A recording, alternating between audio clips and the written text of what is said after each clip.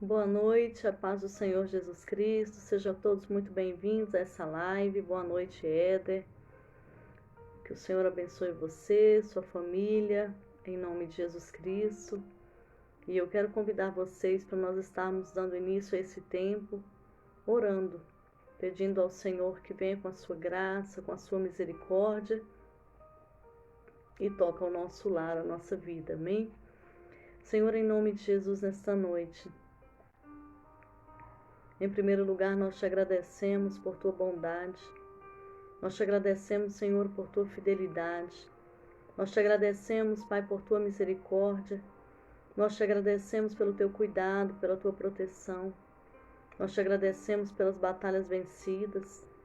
Muito obrigada, Senhor, porque se não for o Senhor, o inimigo teria nos engolido vivos. Mas o Senhor tem estado conosco todo o tempo. E eu quero, Pai amado, mais uma vez pedir ao Senhor que abençoe os meus irmãos que estão do outro lado desta tela, que o Senhor nos abençoe nesta noite, nesta live, e que a glória do Senhor encha a nossa vida, que o Espírito Santo de Deus fale conosco, e que em nome de Jesus, Pai, nós possamos crescer no entendimento que o Senhor quer nos dar nesta noite, em nome de Jesus. Amém? Que Deus te abençoe. Pai do Senhor Deise, Pai do Senhor Eliane, pastora Jusilene, pastora Eliane, Marcos, Éder.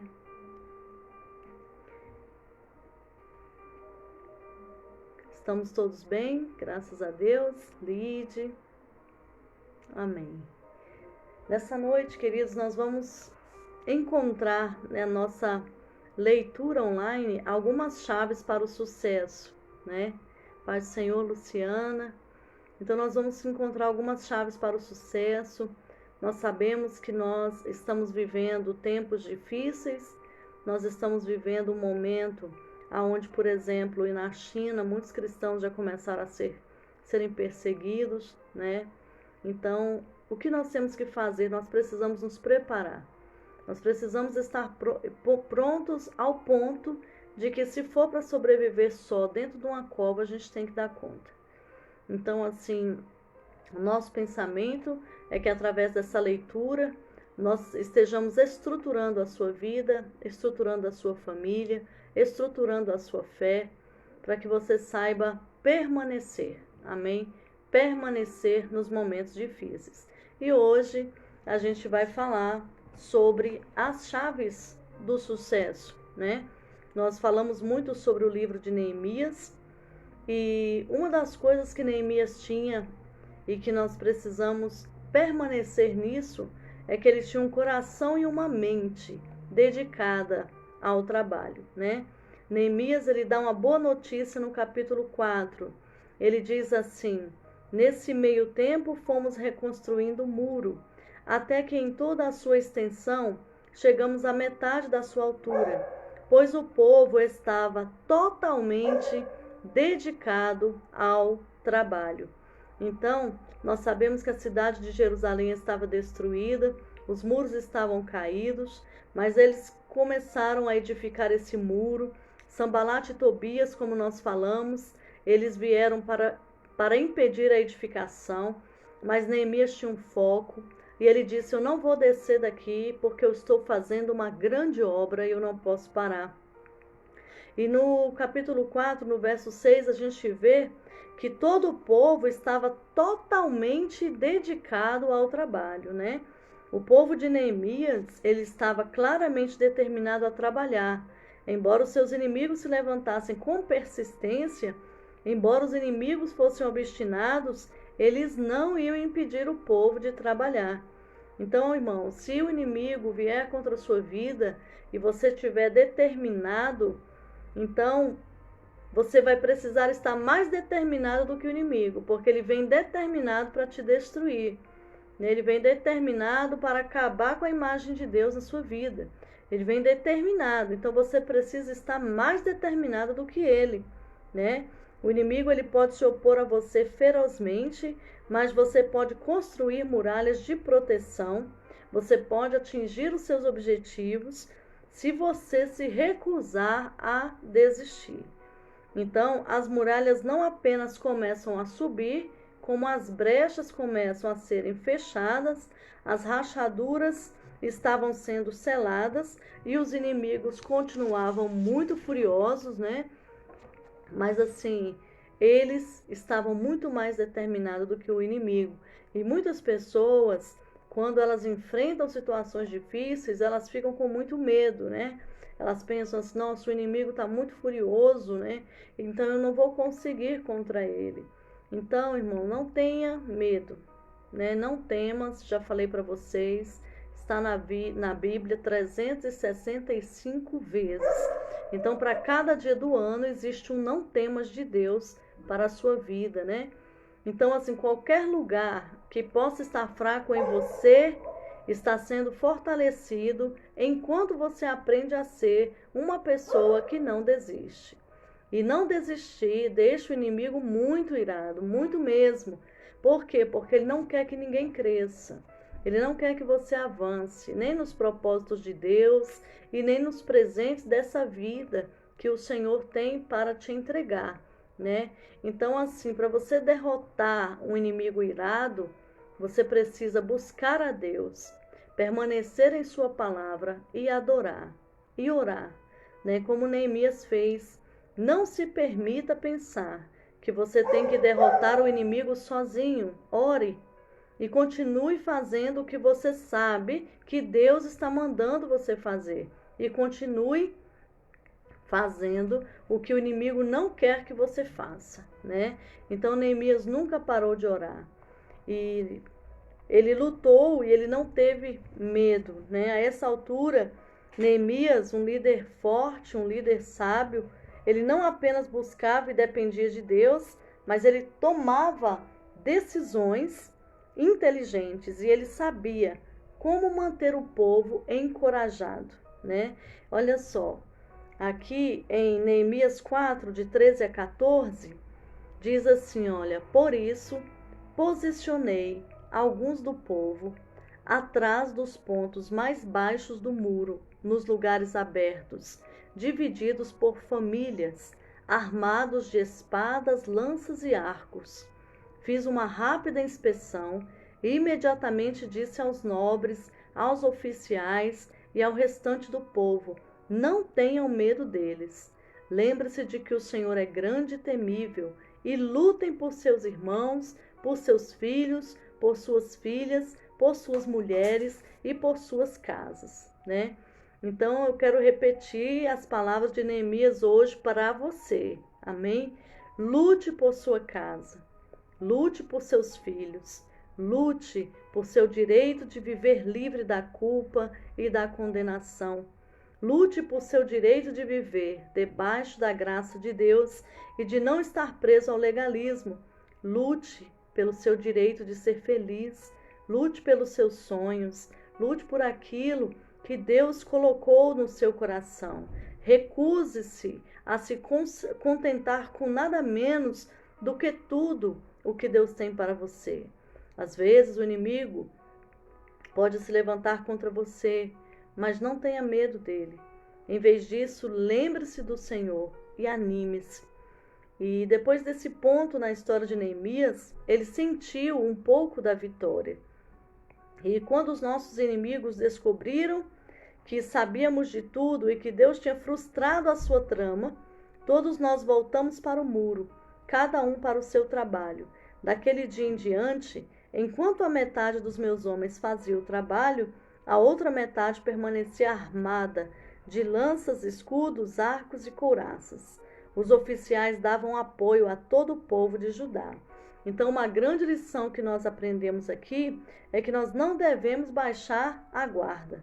Quando nós sentimos algum alívio ou quando nós sentimos um certo grau de vitória, nós não podemos baixar a guarda. Nós queremos ser completamente livres e não ter simplesmente um pouco de alívio, né? Neemias poderia dizer: olha, gente, os nossos inimigos já sabem que nós descobrimos a sua trama, né? Eles sabem que Deus já frustrou os seus propósitos, então vamos relaxar. Só que, em vez disso, ele manteve sabiamente um exército contra o inimigo. embora ele soubesse que o inimigo havia recuado um pouco, ele manteve a mesma atitude o tempo todo. Então nós estamos lutando para fazer o que Deus quer que façamos e, portanto, não podemos relaxar, né? Não podemos afrouxar. Nós temos que continuar a pensar como guerreiros, embora o nosso inimigo não esteja agindo nesse instante, mas existe uma trama. E o que eu acho lindo de Deus é que ele revela a trama e ele frustra a trama, né? Porque Deus é tão real, irmãos, ele é mais real do que todos nós, né? Nós queremos saudar aqui nossos irmãos que estão entrando aí, Maria José, Unindo las Naciones, um grande abraço em nome de Jesus, Lucineide, a minha sogra Marilene, minha filha Débora, Lu Soares, que Deus abençoe muito vocês em nome de Jesus, amém? Então, outra coisa que Neemias ensinou muito, leve a sua arma para o trabalho. Neemias sabia como concluir um trabalho. Então, nós podemos ler sobre a sua estratégia.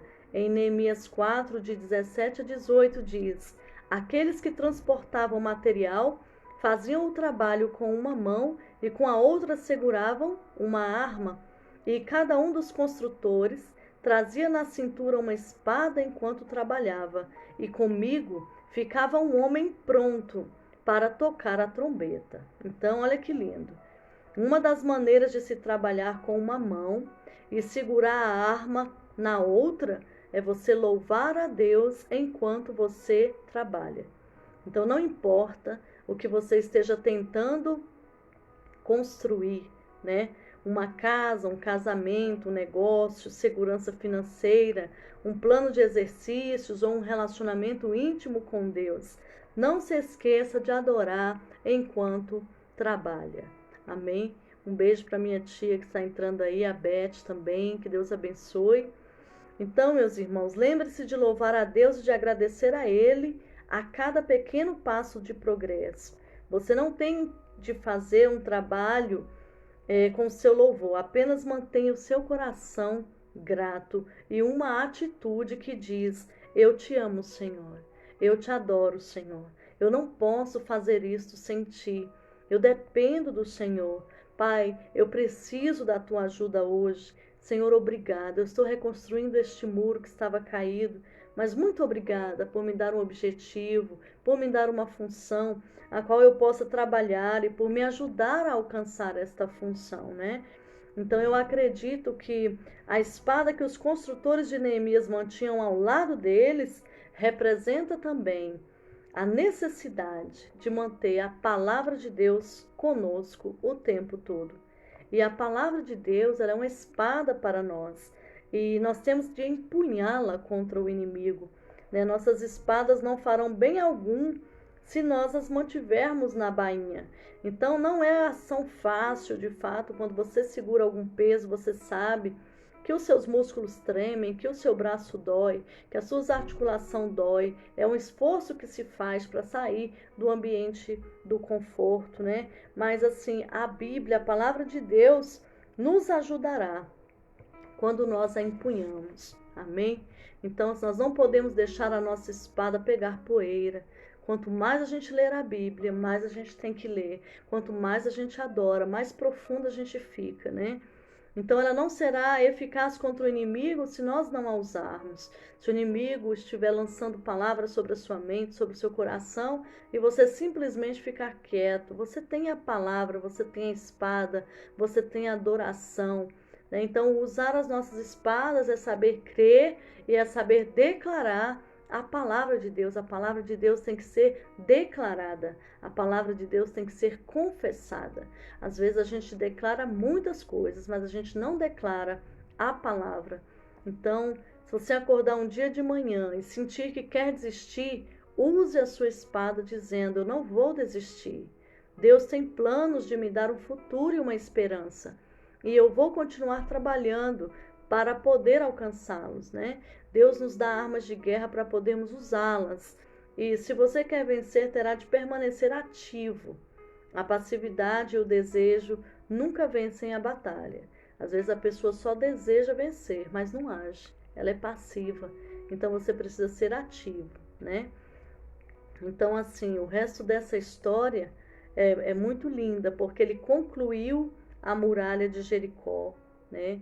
Ele teve realmente de enfrentar os oficiais do governo, que não estava tratando o povo com justiça, e Sanbalate continuou a incomodá-lo, chegou a fazer um último esforço para impedi-lo, ele tentou intimidar.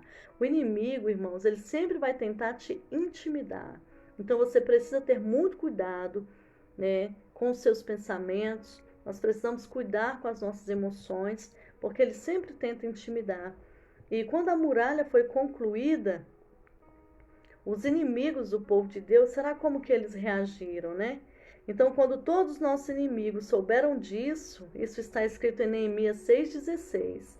Quando todos os nossos inimigos souberam disso, todas as nações vizinhas ficaram atemorizadas e com o orgulho ferido, pois perceberam que essa obra havia sido executada com a ajuda do nosso Deus. Olha que coisa tremenda. Até eles reconheceram que eles conseguiram levantar o muro com a ajuda de Deus, eles ficaram com temor. Uma das coisas que Deus sempre gerou no coração dos inimigos em relação ao povo de Israel, por isso que eles eram extremamente perseguidos, foi temor. As pessoas tinham medo deles, porque eles se levantavam contra o povo e Deus levantava-se para defender o povo. Então Deus devastava nações. E eles olhavam para o povo e falavam, olha, Deus está com eles, cuidado, né? Aí, quando eles iam conquistando as terras, o povo tinha medo, falava assim, olha, eles estão lambendo os inimigos como se lambe o pó da terra. Então, eles tinham muito medo. Por quê? Porque Deus se manifestava, Deus estava com este povo e Deus não mudou. Se você tem uma aliança com Deus, se você está dentro de um propósito, dentro de um chamado, querido, Deus vai te defender, é bíblico. Sabe, ele vai se levantar. Então aqui o povo teve medo desse pessoal aqui que estava levantando as muralhas de Jericó, né? Então mesmo depois que a construção foi concluída, Tobias continuou, olha que coisa, continuou a enviar cartas ameaçadoras a Neemias. Então o inimigo ele não foi embora, ele ficou ali perturbando, né? Então assim, mas ele não impediu Neemias de concluir a tarefa. E Neemias aprendeu a resistir às tempestades, aos ataques do inimigo, a lutar pelo que era importante para ele, a se levantar vitorioso. E é isso que o Senhor tem para nós, né? E uma das coisas bem bacanas que a gente observa aqui é o seguinte, o compromisso que este povo teve, né? Hoje nós estamos falando sobre as chaves do sucesso, né? E a Joyce Meyer, nesse livro dela aqui, no capítulo 8, ela traz um pensamento de Thomas Edison assim, ó, nossa maior fraqueza é desistir. A maneira mais certa de ter êxito é sempre tentar mais uma vez, né? Então, outra chave do sucesso, compromisso. Se você quer resumir em uma palavra a ideia de nunca desistir, você pode usar a palavra compromisso. Sem isso, as pessoas desistem com facilidade. Não tem nenhuma resistência. Então, se você quer ser alguém que nunca desiste, o compromisso é a chave. Você tem que ser uma pessoa radicalmente comprometida. Quando um filhote de águia tem cerca de 1 ano de idade, ele vai começar a desenvolver uma certa independência, né? E a essa altura, a visão ela é boa. As garras são afiadas. A pequena águia pode encontrar a própria comida, voar até planar um pouco. Ela vive como uma jovem águia por cerca de mais 3 anos, continuando a crescer e a ganhar força, aperfeiçoando todas as habilidades e se afirmando na vida como uma águia. Mas quando a águia tem cerca de 4 anos, ela começa a mudar, não intencionalmente, mas instintivamente. Ela se sente desconfortável por dentro, estranha, inquieta. Provavelmente não entende o que está acontecendo com ela. Finalmente, no meio desse estranho período de crescimento, ela começa a perceber que não foi criada apenas para viver para o próprio prazer. Ela quer que a vida tenha a ver com mais do que ela mesma. A essa altura, a águia macho, ela sai para encontrar uma fêmea. E quando a encontra, inicia um jogo de sinais, que na verdade é uma espécie de cortejo. E a inquietação dela é um anseio de amor, é tempo de crescer. Então a águia fêmea plana alto no céu em um padrão. O macho não está mais voando em seu rumo, ele está seguindo alguém que parece estar indo em uma direção estranha. Depois de algum tempo, a fêmea mergulha em direção ao solo, pega um ramo, voa até cerca de 3.000 metros e solta o ramo. O macho mergulha a cerca de 320 km por hora para pegar o ramo no meio do ar e levá-lo de volta para ela. Qual é a reação dela? Olha só, ela ignora o macho. Agora, provavelmente se situa muito insultado. Então o macho, a águia macho, tem uma decisão a tomar. Vou realmente me comprometer e ir até o fim nisto. É realmente isto que eu quero. Ou devo simplesmente esquecer tudo e encontrar algo mais fácil para fazer com o meu tempo? A águia fêmea repete o mesmo processo e torna o trabalho do macho extremamente difícil. Cada vez que ela voa, o ramo fica maior e ela voa a uma altitude menor. Isso significa que o ramo vai atingir o solo mais rápido e que o macho terá de se esforçar muito mais se quiser ganhá-la. Esse jogo pode literalmente prosseguir por dias. Finalmente, a fêmea pega um galho mais pesado que o macho. Posso imaginar que ele teria vontade de dizer: "Isso não é justo." Ora, Deus, o Senhor, sabe que não consigo fazer isto. Vamos lá. Deus, tu sabes que isso é demais para mim. Aí dessa vez, a fêmea só voa a 150 metros do chão. Deixa cair o galho. Se ele o pegar, eles ficam juntos. Se não, ela voa para longe e o deixa. Ela decide esperar por uma águia macho que tenha tenacidade para ser seu par. Olha aí a moçada solteira, regozijando, entendendo as técnicas da águia. E para continuar esse processo, a águia macho precisa estar extremamente comprometida. Uma vez tendo passado no teste final do galho, as duas águias passam do cortejo ao teste final de compromisso. Ela voa alto no céu e ele a persegue. E de repente ela faz um movimento estranho. No meio do ar, ela se vira de costas com um movimento brusco e coloca as garras de fora. O macho vai em sua direção e engancha suas garras nas garras dela, enquanto ambos caem em direção à terra. A essa altura, ele já se decidiu. Ele é comprometido. Ele prefere morrer a deixá-la. Agora, eles começam a cantar uma canção de amor. Eles se unem por toda a vida. Se a fêmea morrer, o macho cria os filhotes. Mas mesmo depois que o processo de acasalamento termina, e ela é dele, e eles estão em seu ninho, a águia macho continua a cortejar a fêmea pelo resto da vida. Os machos já foram vistos acariciando as penas de suas companheiras e trazendo ramos para casa muito depois de ter concluído o acasalamento. Se você está lendo isso, se você é uma mulher, provavelmente está desejando que todo homem da terra aprendesse algumas coisas com a águia macho, não é verdade? Esse é o tipo de compromisso que permanece estável e forte por toda a vida. E espero que seja o tipo de compromisso que você possa desenvolver. Você pode não ter compreendido perfeitamente, mas se quer andar com Deus e ser abençoado, você precisa desse tipo de compromisso radical. O tipo de compromisso que permanece, mesmo quando os tempos estão difíceis. Mesmo quando você se sente só, ou é rejeitado, ou quando as circunstâncias ruins aparecem, pense na poderosa águia macho que continua comprometida. Embora o seu comprometimento possa lhe custar a vida, e aprenda a dizer do fundo do seu ser: nada vai abalar o meu comprometimento nesta situação. Vou continuar até o fim, não vou desistir, aconteça o que acontecer. Que coisa linda, hein? Que história romântica. Ela dificulta as coisas para ver se de fato a pessoa está querendo um comprometimento profundo, né? Deus, a águia e você. Muitas vezes nos sentimos desconfortáveis pelo mesmo motivo da águia de 4 anos. É tempo de crescer. Costumamos sentir um tipo vago de descontentamento, uma sensação de inquietação.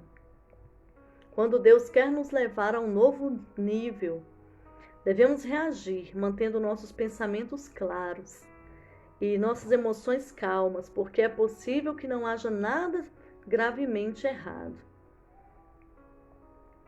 E precisamos nos comprometer com esse processo. O comprometimento é fácil? Não, mas ele vale todo o esforço que exige, né? Combati muitas batalhas na vida, mas agora estou muito feliz, realizada e satisfeita, né? Não foi fácil, eu quis desistir muitas vezes, mas hoje estou comprometida com Deus, com a obra do ministério para o qual Ele me chamou. Isso não significa que nunca serei tentada a desistir, mas significa que a força do meu compromisso me capacita a resistir a essa tentação.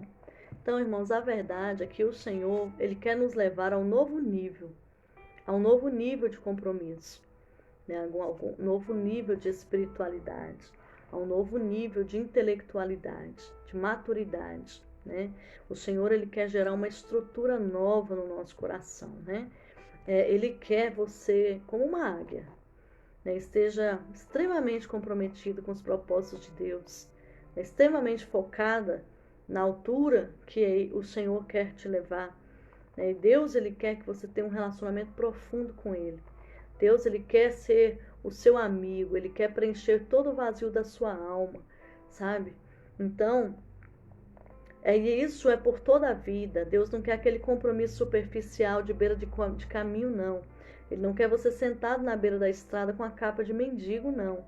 Ele quer que de um salto você tire a capa de mendigo e que de um salto você siga Jesus e seja curado, né? Então, assim, não há nada mais satisfatório, nada mais compensador e cheio de aventura do que aquilo que Deus tem reservado para nós. Às vezes, o Senhor vai nos levar a uma intercessão que vai rasgar a nossa alma. Você vai chorar tanto, tanto, que você não vai ter força nem para levantar. Mas quando for na madrugada, vai valer a pena. Porque o Senhor te dará experiências sobrenaturais, né? Deus, Ele vai trazer para você os planos dEle. Então, nós precisamos ter esta determinação, né? Quando nós recebemos Cristo como nosso Salvador, nós recebemos o Espírito Santo de Deus, nós recebemos uma nova vontade, uma nova determinação que nos capacita a atingir os sonhos, né, que estão no coração de Deus. E se ela estiver voltada para a direção certa, você será capaz de realizar coisas extraordinárias na vida. Então nós não podemos ficar dando desculpas. Se tem algo para você fazer, se você tem uma oportunidade de crescer, faça isso. Se hoje você pode sorrir, se hoje você pode ler, se hoje você pode cantar, se hoje você pode alcançar e aconselhar alguém, faça isso. Porque amanhã a gente não sabe, né? Então, assim, quando a gente cumpre os princípios, Deus cumpre, né, as promessas. E nessa noite, eu creio que ser determinado, né? Nós temos que resolver uma disputa. Para você ser determinado, você tem que resolver uma disputa. Essa disputa você resolve por meio de uma decisão ou de um pronunciamento de uma autoridade, né? Então, assim, quando a gente fala dessa disputa, a gente fala de uma batalha interior que a gente precisa vencer para a gente conseguir uma determinação suficiente para que nenhum mal venha sobre as nossas vidas. E ainda que venha, que a gente continue, né, com uma ideia específica, né? E às vezes a melhor forma de vencer a tentação de desistir de alguma coisa é dizer para si mesmo. Às vezes nós temos que fazer igual o salmista, né? Teve uma hora que o salmista falou para a alma dele, né, se aquietar. Teve uma hora que o salmista falou que a alma dele precisava se aquietar como uma criança desmamada se aquieta nos braços da sua mãe. O salmista também teve um momento que ele disse: minha alma bendiga ao Senhor, bendizei ao Senhor. Então ele dizia que essa alma tinha que bendizer ao invés de murmurar. Então nós temos que ter a força de vencer essa disputa, porque às vezes num objetivo a gente começa dentro de nós a choramingar, né? A murmurar, a reclamar. Então assim, vencer essa disputa entre a fé, né, e a incredulidade, entre a ação e a desistência, é um propósito que nós precisamos caminhar nele, amém? Então, quem já não sentiu vontade de desistir? Todo mundo. Então, vontade de desistir tá aí, né? Tá no ser humano.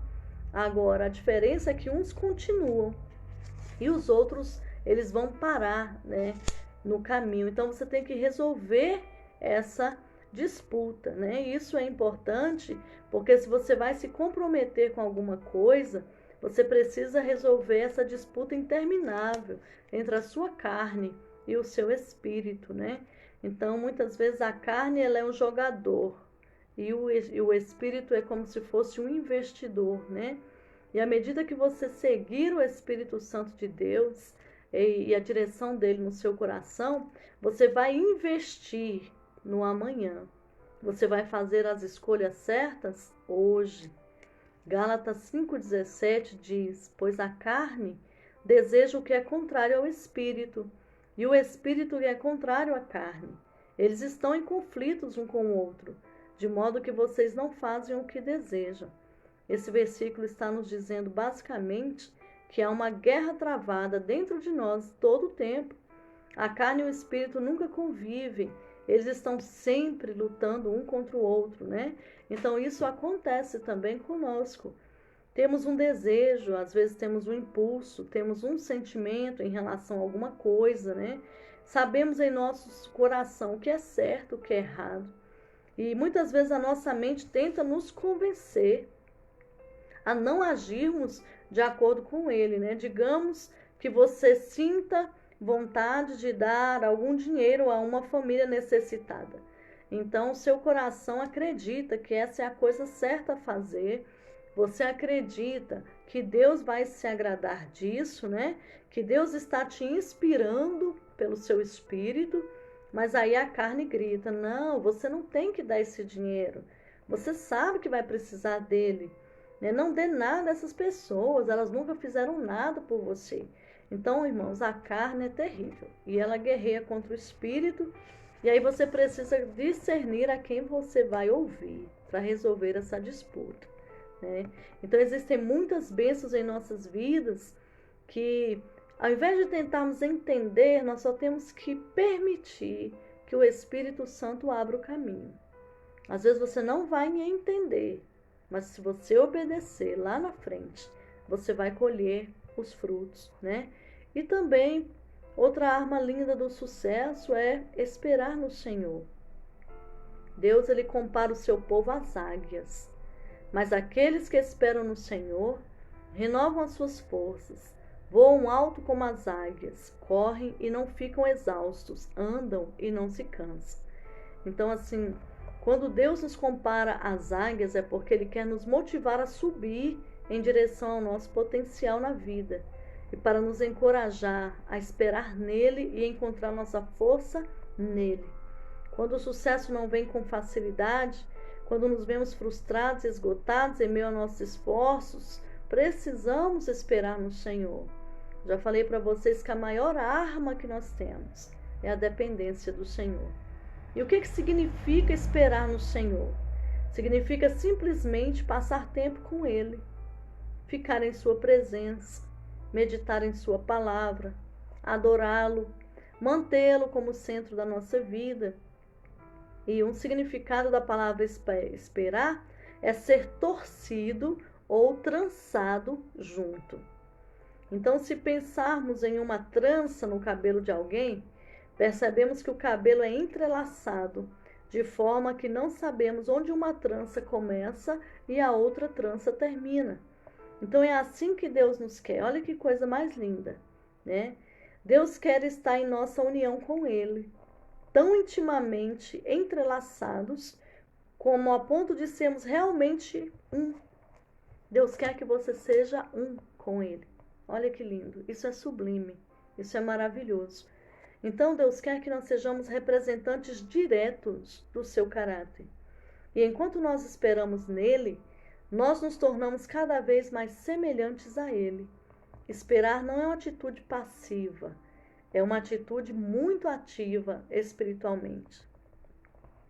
Enquanto esperamos, precisamos esperar ativamente, porque Deus vai fazer grandes coisas em nossa vida. E um relacionamento íntimo com Deus vai fortalecer o mais íntimo do seu ser. Ele vai fortalecer o seu coração. Ele levará você em meio aos tempos difíceis da sua vida com uma sensação de paz e confiança de que tudo está bem, independentemente do que esteja acontecendo. Ser íntimo de Deus é quando Ele nos dá força para suportar as situações difíceis de tal maneira que as pessoas à nossa volta nem sejam capazes de detectar o menor sinal de estresse na nossa vida. E quando você espera no Senhor, você recebe tudo o que precisa dele. Ele é seu refúgio, Ele é a sua alegria, Ele é a sua paz, Ele é a justiça, a esperança, aquele que torna você capaz. Ele dá tudo o que você precisa para viver a vitória acima de qualquer circunstância.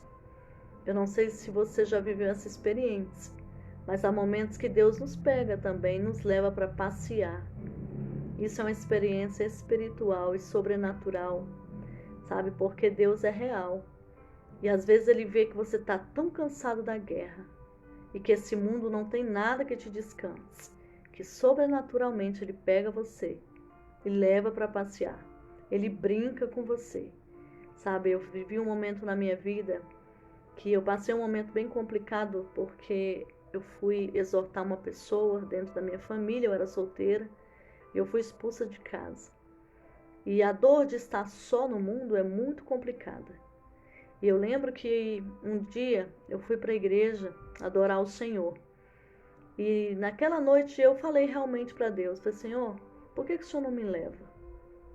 O Senhor é o detentor da vida. Então, se o Senhor quiser tirar o meu fôlego hoje, eu agradeço. Porque eu morava só, eu estava só na vida, né? E aí, queridos, naquela madrugada, eu tive uma experiência tão linda. Eu via como bolinhas de sabão, para vocês entenderem. Elas entravam e saíam dentro das minhas emoções, nessa região. E eu sentia tanta alegria, tanta alegria. Vocês acreditam? O Senhor brincou comigo a noite inteira. No outro dia eu não estava cansada. No outro dia eu não estava com dor no corpo. No outro dia eu não estava deprimida. E Ele disse para mim assim, você tem pai. Eu sou teu pai. Então assim, Deus é real. E a intimidade com Deus te leva a lugares maravilhosos. Ele é capaz de te pegar, te levar num lindo jardim, te mostrar como é que é, andar com você, caminhar com você, conversar com você e trazer você de volta. Então eu estou falando de coisas aqui que não é muito raro a gente ouvir falar, mas é sobrenatural, né? Isaías, ele promete que quando esperamos em Deus e passamos tempo com Ele, nós nos tornamos mais semelhantes a Ele. Nós renovaremos as nossas forças. E esse pequeno prefixo re significa voltar, ser feito novo, voltar ao princípio de alguma coisa. E quando esperamos em Deus, nossas forças se renovam, né? Podemos voar como as águias sobre a tempestade da vida. Podemos andar e correr e não desanimar. Podemos abordar uma situação que já nos desgastou com uma nova energia. E nós somos sim encorajados e somos sim energizados. E é mesmo provável, né? É menos provável que queiramos desistir quando o sucesso nos ilude. Então, assim, uma razão pelo qual as águias simbolizam força é porque elas sabem como fazer sua força trabalhar para elas. Sabia que as águias, elas não gastam energia desnecessária? E assim como esses pássaros magníficos sabem como permitir que as correntes térmicas do mundo físico os levem. Os cristãos águias, eles sabem permitir que as correntes do Espírito Santo os levem a um lugar maior. Eles sabem perceber o mover do Espírito, eles fluem pela vida com facilidade, sem tensão, sem esforço, sem estresse desnecessário. Isso é o resultado de se esperar em Deus, né? E nos capacita a passar pela vida com força, poder e vitalidade. Então, irmãos, e quando a gente está assim apaixonado por Deus, toda reunião, toda visita que a gente recebe, a gente quer orar, né? Porque quanto mais você se aproxima do Senhor e quanto mais você tem experiência com Ele, mais necessidade você tem de ser renovado, né? Então nós temos muita necessidade de descanso, de refrigério, de restauração, né? Então, à medida que a gente vai passando nessa vida aqui, a gente vai ficando cansado, né?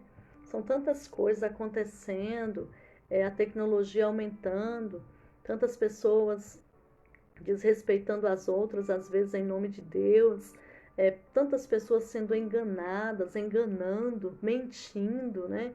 Então a gente vê tantas coisas horríveis, tantos fake news, né? Tantas murmurações, tantas maledicências, irmãos. A gente vai ficando cansado dessas coisas, né? Quando a gente passa por decepções, a gente se cansa. Quando a gente trabalha para atingir as metas, orçamento, cotas, a gente se cansa, né? Quando a gente estuda para as provas, também a gente se cansa. Então é como Salomão falou, debaixo do céu é tudo rotina, né? Não há nada novo debaixo do céu. E quando o cansaço se instala, as más situações podem surgir. Por quê? Quando a pessoa está cansada, ela pode fazer um comentário sem pensar. Ela pode tomar alguns atalhos e depois ela pode se lamentar. Ela pode se contentar com menos e não com o melhor que Deus tenha para a vida dela. Às vezes a pessoa está tão cansada, por exemplo, de esperar um marido, que ela já está naquele nível assim, vinde a mim todos vós, né? Os que estão paralíticos, aleijados, cegos, qualquer coisa. Então, assim, é o cansaço. E as pessoas cansadas não estarão sendo sábias se não permitirem que as suas forças sejam renovadas, né? Então, muitas pessoas, eu falo isso para vocês, o cansaço é muito perigoso. Muitas pessoas tomam decisões erradas porque ficam esgotadas e deixam de reservar um tempo para se aproximarem de Deus e esperar nele, a fim de poder se fortalecer, né? Então, se as pessoas se aproximassem mais de Deus, para Deus descansar essas pessoas, elas fariam escolhas melhores, né? Elas pensariam mais antes de agir. Elas seriam mais sensatas antes de falar. Então, assim, quando a gente busca a Deus, Deus ouve a nossa voz e nós ouvimos a voz de Deus. E muitas vezes, essas pessoas podem nem perceber que Deus está falando por causa do cansaço, né? Não é nem que elas estão em pecado, mas elas estão tão cansadas que elas não conseguem mais ouvir o Senhor em determinadas situações. Então, irmãos, comece a reservar um tempo para esperar em Deus. Mesmo que você coloque uma música, se ajoelhe e espere. Mas você precisa desse tempo. Muitas pessoas estão surtadas, querendo se matar ou querendo matar alguém, né? Eu falo isso porque nós atendemos e isso acontece muito. Pessoas chegarem e falar assim, olha, bispo, não me matei porque eu me lembrei do meu filho. Então, assim, é muito natural escutar uma coisa dessa, né? O que é isso? É o cansaço. Então, reserve um tempo para o Senhor. Permita que Ele renove as suas forças, para que você possa voar. A partir de hoje, comece a fazer intervalos, né? Se você se sentir muito cansado, faça intervalos. Existe uma técnica que você foca 25 minutos e depois você descansa 5 minutos. Foca 25 minutos, trabalha, depois descansa 5. Dependendo do seu nível de fadiga, você precisa descansar assim. Ou você pode descansar espiritualmente falando, Senhor, eu te amo. Senhor, eu preciso de ti. Sinto-me, Senhor, um pouco cansado. Pai, me ajuda, me fortalece. Isso também é uma pausa, né? Talvez você possa tirar férias por 2 semanas, mas você pode começar tirando várias férias, né, de 5 minutos por dia. Então, talvez você não possa se ausentar por vários dias, mas você pode entrar dentro do banheiro lá no seu trabalho e respirar 2 a 3 minutos, ouvir uma canção de adoração, as canções são 3 minutos, né? Ficar sós com Deus por um momento. Então, assim, orar, Jesus, eu preciso ser renovado. Eu te amo, eu te adoro, me fortalece, Senhor, me renova, sabe? Me ajuda a perseverar e a desfrutar do sucesso que o Senhor me deu. Às vezes você pensa que sucesso é só muita grana e não é. Às vezes é um sucesso você poder andar. Às vezes é um sucesso você sentir o vento, você sentir o ar, você sentir cheiro, você ter paladar, né? Não que você vá se acostumar e ficar ali, naquele ponto passivo, mas sucesso, sabe? É toda a dádiva que Deus traz para a sua vida e você pode ser grato.